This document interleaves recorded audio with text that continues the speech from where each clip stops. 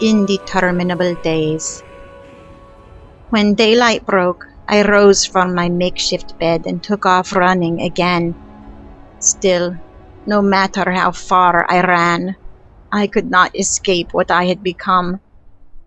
If only I could find someone or something to blame, it would be easier to bear.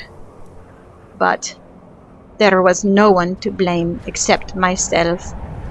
Not even the vampires who turned me.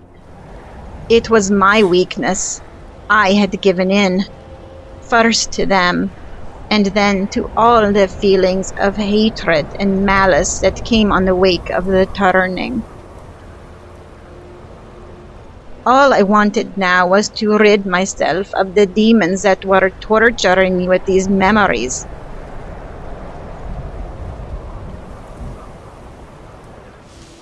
I scratched at my own flesh and pulled at my hair.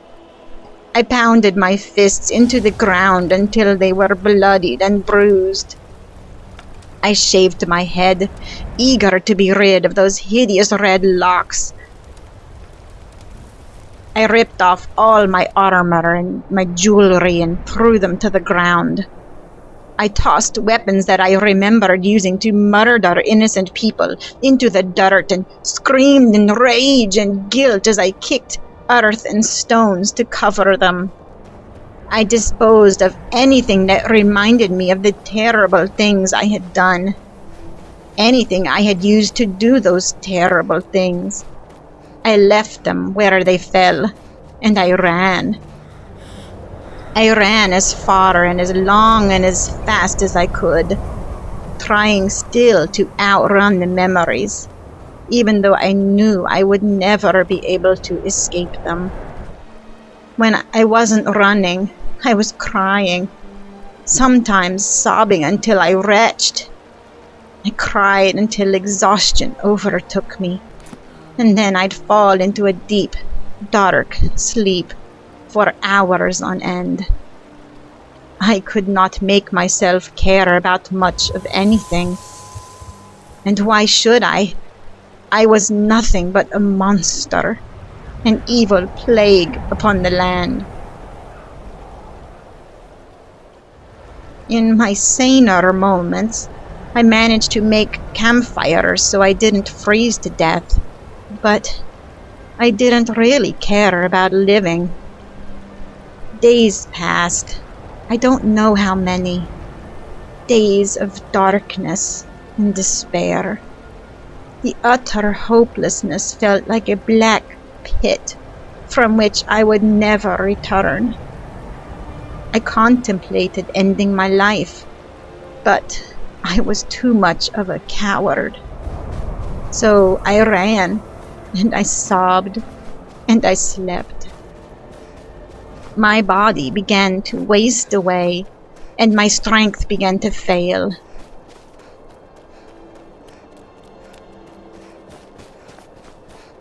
Finally, the elements caught up to me. I collapsed in a snowbank, too weary and depressed to care. Closing my eyes, I surrendered to the immense blackness and emptiness that overtook me, feeling at peace for the first time as I waited for death to come. I welcomed its final embrace. Within that dark cocoon, I drifted outside of time and space. Gradually, my mind began to register sensation.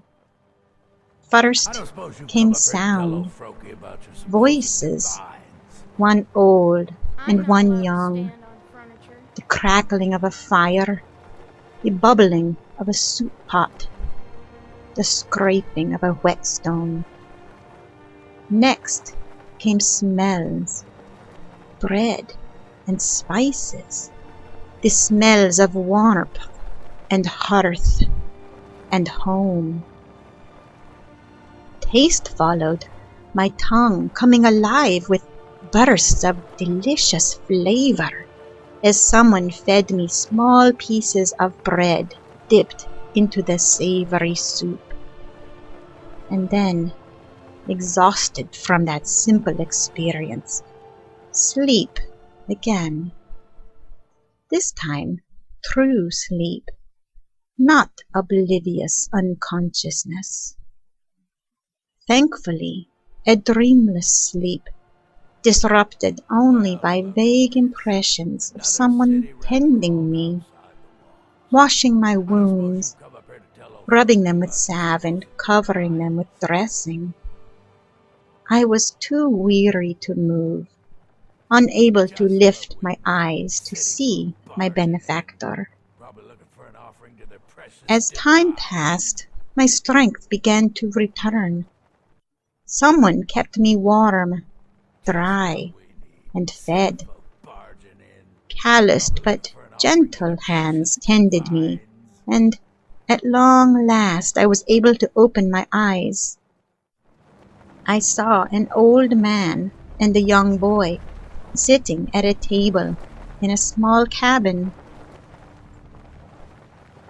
More days passed, and I finally grew strong enough to sit and converse with them. The old man, Froki, spoke in a gruff manner that belied his gentleness. The boy, Haming, was his grandson. They lived a very simple life, isolated up in the hills. The old man was a hunter, and he was the one who had found me in the snowbank and carried me back to the cabin. Hello, you are Haming? It's nice to meet you. Froki won't let me hunt on my own yet, but he never shuts up about killing his first stag when he was 11. But you like living here with Froki? It ain't so bad. I miss living with my parents back in Helgen, though. Helgen? Froki can't no. cook, and there's nobody to talk to up here. Your parents? They were at Helgen when the dragon came? They were killed there? Yeah, but don't say anything about it to Froki. I don't think he understands. I'm so sorry, boy. All right, then.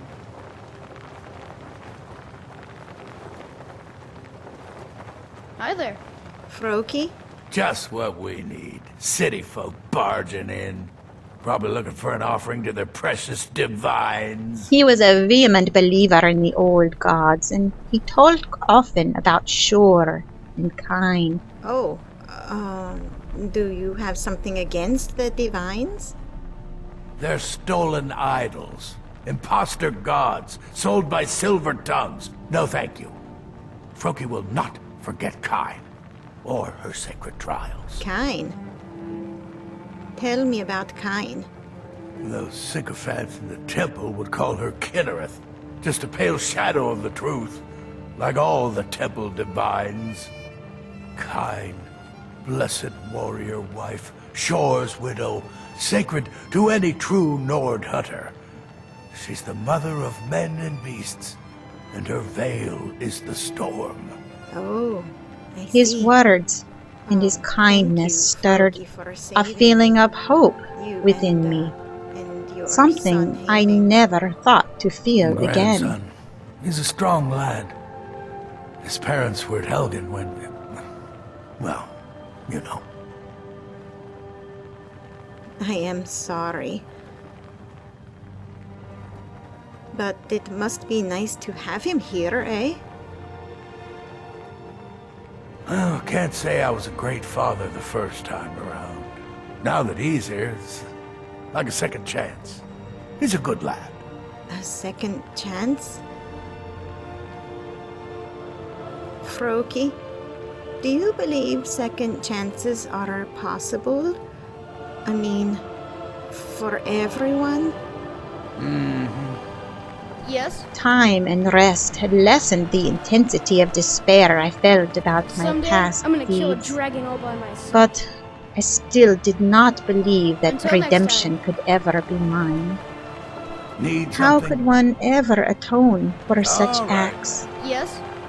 How did one even begin to make up for all the innocent lives they had taken?